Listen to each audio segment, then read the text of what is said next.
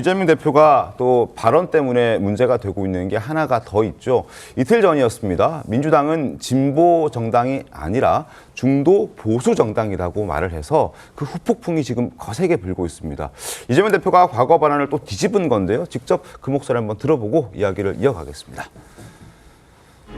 민주당이 이 범야권 진보개혁 진영, 민주진영의 가장 큰 비중을 가진 맏형이기 때문에 맏형의 지위에 맞게 주도하고 책임져야 한다.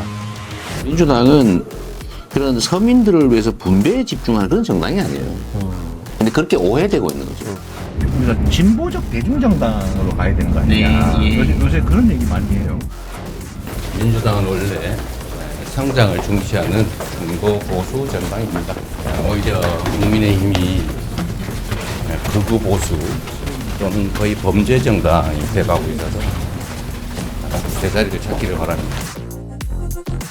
중도 보수 정당이라고 말을 해놓고 또 정체성을 또 흔드는 그런 목소리들이 나오니까 여기저기서 비판의 목소리들이 나오고 있는데 저희가 준비한 화면 한 개 보도록 하겠습니다. 자, 중도 보수라고 하더니 결국 이런 주장을 과거에 했었죠. 윤석열 대통령 1차 탄핵 소추안 때 넣었던 내용입니다. 북한과 중국, 러시아를 적대시하고 일본 중심의 기이한 외교 정책을 고수했다라고 얘기를 하면서 비판의 대상이 됐었고 결국 2차 탄핵안에서는 저 내용이 빠지긴 했었습니다. 어찌됐든 지금 중도 보수라고 말하기에는 그동안 민주당과 이재명 대표가 보여줬던 모습이 그렇지 못한 게 너무나 많았기 때문에 그리고 그 얘기를 전혀 협의 없이 본인이 갑자기 얘기를 꺼내 들었기 때문에 당 내에서도 굉장히 비판의 목소리가 많이 나오고 있는 그런 상황이지 않습니까? 네.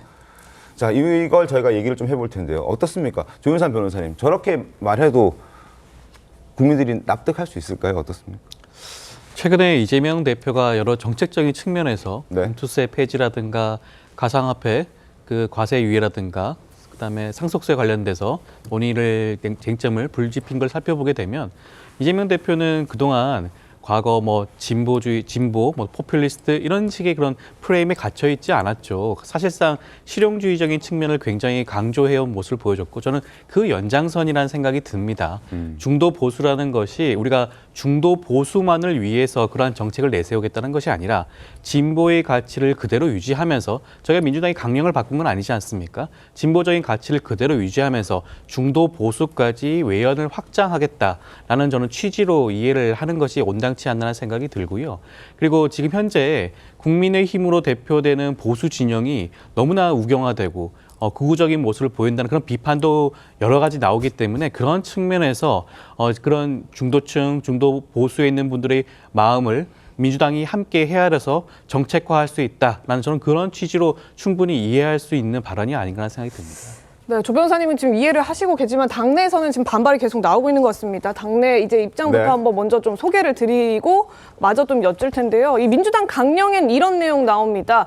서민과 중산층을 대변한다 이렇게 나오는 건데요. 5.18 민주화운동과 촛불 시민혁명의 민주주의 정신을 계승하고 서민과 중산층을 대변한다. 이게 민주당의 강령, 그러니까 민주당의 정체성을 드러내는 강령의 문구인 겁니다. 여기에 대해서 비명계가 그러니까 이 강령도 흔들려는 것이다. 이재명 대표 발언에 반발하고 나서는 분위기인데요. 김부겸 전 총리 민주당 정체성을 혼자서 규정하는 것은 월권이다. 김경수 전 지사 한 번의 선언으로 당의 정체성까지 바꿀 수는 없다. 박지원 전 비대위원장 이재명 대표가 임명했던 사람이죠. 영입했던 인사인데 4년짜리 대표의 정체성을 바꿀 권한은 없다. 아주 강도 높은 성토들이 이어지고 있습니다.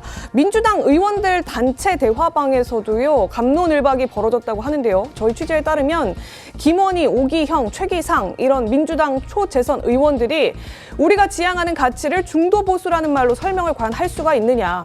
합리적 진보 개혁에 더 가까운 것이 민주당 아니냐. 또 중도 보수가 뭔지 자체에 대해서 논의가 좀 필요하다. 이렇게 강한 메시지들이 나왔다고 합니다. 지금 이게 이재명 대표가 갑자기 어제 오늘 이런 폭탄 발언을 그것도 친이하 성향의 유튜브에 본인이 출연해서 인터뷰 형식으로 한 부분, 이 부분을 놓고 당내에서는 논의도 없이 대표가 이렇게 정체성을 바꾸냐 지적들이 계속 나오는 것 같아요. 저는 그 보수정당의 일원으로서 상당히 억울합니다. 제가 한평생 중도 보수를 자처하고 살았는데 네. 그냥 하루아침에 중도 보수의 가치를 도둑맞은 느낌이에요. 이재명 대표가 얘기하는 중도 보수의 가치는 우리 국민의힘이 추구하는 가치에 부합하는데 본인이 생각하는 중도 보수가 무엇인지 일단 설명을 해야 될 필요가 있다고 생각하고요. 민주당은 1955년에 만들어진 당시에 신익희 조봉환 박사가 만든 민주당을 지금 70년째 이어온 정통 민주정당이라고 얘기하고 있어요. 그런데 지금 박지원 전 비대위원장이 얘기하는 것처럼 임기 4년도 안 되는 이재명 대표가 민주당을 보수 중도 정당으로 만들어 갈 수 있는 건가, 이런 부분과 그리고 지난 총선에서는 진보 진영의 맏형으로서 역할을 하겠다라고 했어요. 불과 1년도 지나지 않아서 대선을 앞두고는 중도 보수 정당이 돼야 한다라고 얘기를 하고 있습니다.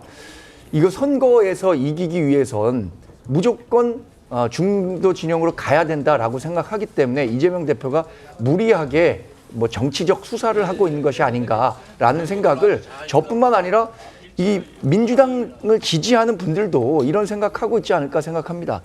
알겠습니다.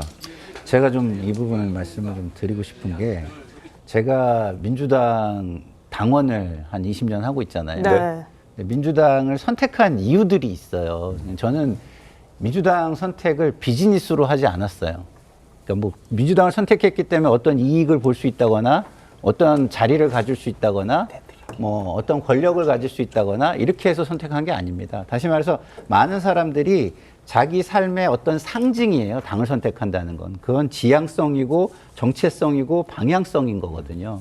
그렇기 때문에 우리가 지금 현재 하고 있는 역할이 진정한 진보 정당의 역할을 못하고 있고 겨우 중도 보수 정도의 위치, 그 정도의 역할뿐이 못하고 있다. 이런 이야기라면 뭐 저도 반성의 차원에서 받아들이는데, 우리가 중도 보수 정당이다라고 얘기하고 그것이 지향점이다라고 얘기를 하는 거라면 그건 절대로 동의하기가 어렵죠. 앞에 말씀은 이재명 대표 발언과는 전혀 다른 얘기죠. 상반된 얘기인 네. 것 같은데, 좋게 그래서, 생각해서 그 정도면 이해를 하신다. 이거를 이해를 만약에 하는 당원이라면 저는 당 선택을 잘못했다. 이해관계나 비즈니스를 위한 선택을 한 거 아닌가, 이런 생각마저 듭니다. 예. 20년째 당원으로 활동하고 있는 김상일 평론가의 말씀이었습니다. 그거 중도 보수 때문에 당원이 된 건 아니다. 그리고 그걸 그렇죠. 진행하는 건 그게 받아들일 그것뿐이 수 없다. 못하는 거를 말씀이신 우리가 거죠? 좀 안타까워하고 현실이 그렇다는 것이지. 예? 좀 현실적으로 뭐 우리 정광계 대변인께서 뭐 얘기하셨지만 뭐 그럼 민주당이 진보정당 역할을 하고 있다고 생각하실까요? 그러지는 못한 게 사실일 거예요. 알겠습니다. 민주당도 뭐 그 사실은 진보라기보다는 거의 뭐 보수에 가깝게 지금 현 위치가 그것뿐이 안 된다, 이렇게 비판하고 싶을 거예요. 저는 그렇게 생각합니다. 또 이 발언이 또 어떻게 또 바뀔지 저희도 좀 지켜봐야 될 부분이라 생각이 들고요. 그리고 이뿐만이 아니라 반도체법 주 52시간 예외 조항 관련해서도 이재명 대표는 오락가락하는 모습을 보여주고 있습니다. 그동안 몇 번이나 바뀌었는지 저희가 보여드리도록 하겠습니다. 대통령실이 주 52시간을 탄력적으로 운영해야 된다라고 밝혔습니다. 우리 민주당은 결코 그런 제도 개혁에 협조하지 않을 것입니다. 특정 중요 산업의 특정 연구 개발 분야 중에서도 고소득의 전문가, 그들이 동의할 경우에만 예외로 좀 몰아서 일할 수 있게 해주자. 52시간 되는 예외 필요 없다. 왜냐하면 그 필요가 없어요. 기존의 예외 제도를 쉽게 빨리 인정해 줄 수 있게만 해달라. 이게 일종의 깃발이 됐어요. 제가 우클릭하는 증거로 진보의 가치를 버린 걸로. 이렇게 오락가락하는 이재명 대표이다 보니까 네. 이번에 말했던 중도 보수 발언 역시 지금 당내 논의 없이 이재명 대표가 너무 가볍게 얘기한 거 아니냐, 이런 비판을 받고 있는 것 같습니다. 그러니까요. 국민의힘에서는 과거 이 대표의 검사 사칭 사건을 거론하면서 검사를 사칭하더니 이번에는 보수를 사칭하는 것이냐 강하게 비판했습니다. 권성동 원내대표 얘기 들어보겠습니다. 민주당은 주 52시간 예외 조항을 뺀 반도체법을 주장하고 있습니다. 탁상 공론입니다. 탕수육을 주문한 사람에게 단무지만 주는 꼴입니다. 하는 거 보면은 조금 우클릭하는 척 하다가 양대 노총에서 민노총과 한노총에서 반대하면은 바로 접잖아요, 자신의 의견을. 그걸 누가 중도 보수라고 주장한들 그걸 믿겠습니까? 누가 믿겠냐 지금 이런 얘기 하시는데 검사 사칭하더니 이번에 하는 건 그야말로 보수 사칭이다 이런 비판하고 있거든요. 그래서 이재명 대표님의 저 말씀을 분석한 학설이 두 가지가 있어요. 하나는 학설이 있습니까? 예, 하나는 이제 다수설인데 바로 권성동 원내대표 말씀처럼 이 사기범으로 보는 거죠. 이제 이게 검사 사칭하듯이 네. 보수를 사칭하고 있다. 거짓말이라는 뜻이죠. 네. 홍준표 시장님도 이 부분을 보고 빗대어서 이재명 대표는 숨 쉬는 것 빼고 다 거짓말이다. 이것도 새빨간 거짓말이라는 뜻이죠. 그래서 뭐 거짓말로 저러니까 신경 쓸 필요 없다 이런 주장이고 한편에서는 뭐 저 같은 소설이 있습니다. 뭐냐면 이게 이제 국민의힘을 지금 현재 좀 우클릭한다 뭐 이런 그 분석이 있으니까 이걸 극우라고 자꾸 매도하고 낙인 네. 찍고 그러면 중도 보수 자리가 비었다. 네. 즉 중도 보수가 이게 빈집이다 해서 빈집 처리를 하러 오는 이 절도범으로 보는 거죠. 그래서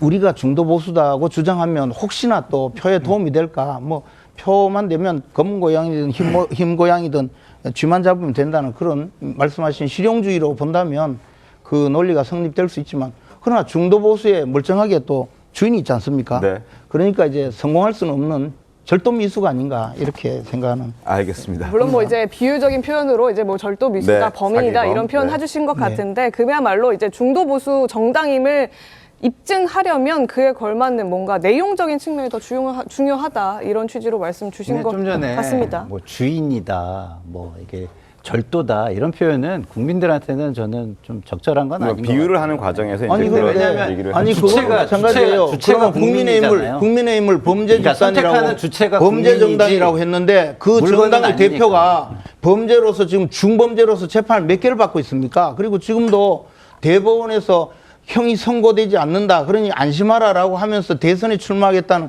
그 당이 범죄 정당이지 어떻게 국민의힘을 그러니까 범죄 정당이라고 범죄 합니까? 정당이냐 아니냐 이런 그런 말씀을 식으로 드린 게 이야기하는 것이 아니라 더 나쁜 거예요. 국민의 중도의 그 마음을 사기 위한 노력을 해야 되는 거지 정치인이나 정치권은 거기가 뭐 우리가 주인이다 뭐 그거를 뭐 훔쳐간다 이런 식으로 물건처럼 이야기하는 게 적절치 않다는 말씀을 드린 겁니다. 알겠습니다. 지금 재판을 받고 있는 이재명 대표와 관련된 얘기를 하다가 좀 과열된 측면이 있는데 그 부분은 이제 예를 들기 위해서 여러 가지 범죄 혐의들을 언급했다는 부분도 시청하시는 분들께서도 참고해 주셨으면 좋겠습니다.